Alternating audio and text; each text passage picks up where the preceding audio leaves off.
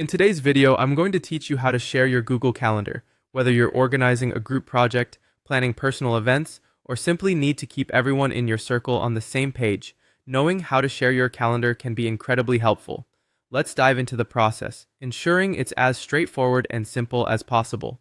First, you'll want to open Google Calendar on your computer. Make sure you're signed in with the Google account that owns the calendar you wish to share.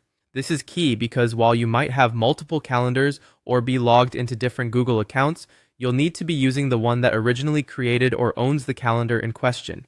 Once you've got the correct calendar open, look over to the left sidebar under the My Calendars section. Here you're going to see a list of all the calendars you have access to. Hover over the calendar that you wish to share. You'll notice 3 vertical dots next to the calendar's name. This icon provides additional options specific to that calendar. Go ahead and click on it. A small menu will pop up, and you'll want to select Settings and Sharing from that menu. Now we're moving on to the sharing part. With the settings open, look for the section titled Share with Specific People or Groups. This option is very handy if you want to share your calendar with only certain friends, family, or team members. Click on the plus Add People and Groups button. In the space provided, type in the email address of the person you want to share your calendar with. Remember, it's important to enter accurate email addresses to ensure the invitation is sent to the correct person. Next, you'll need to choose what level of access or permission this person will have. This is a crucial step depending on your needs.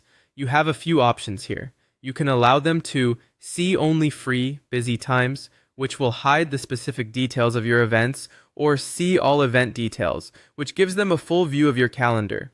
If you need them to help you manage your events, you can choose Make Changes to Events, or even Make Changes and Manage Sharing. Should you want them to have full control similar to yours, oversharing options too. Once you've decided on the permissions, go ahead and click Send. The person you invited will now receive an email invitation to access your calendar.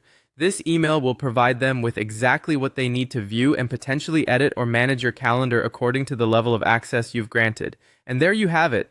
By following these straightforward steps, you can now share your Google Calendar with specific people or even groups, helping keep everyone organized and informed. Whether it's personal or professional, sharing your calendar is a seamless way to enhance coordination and teamwork. Thanks for watching.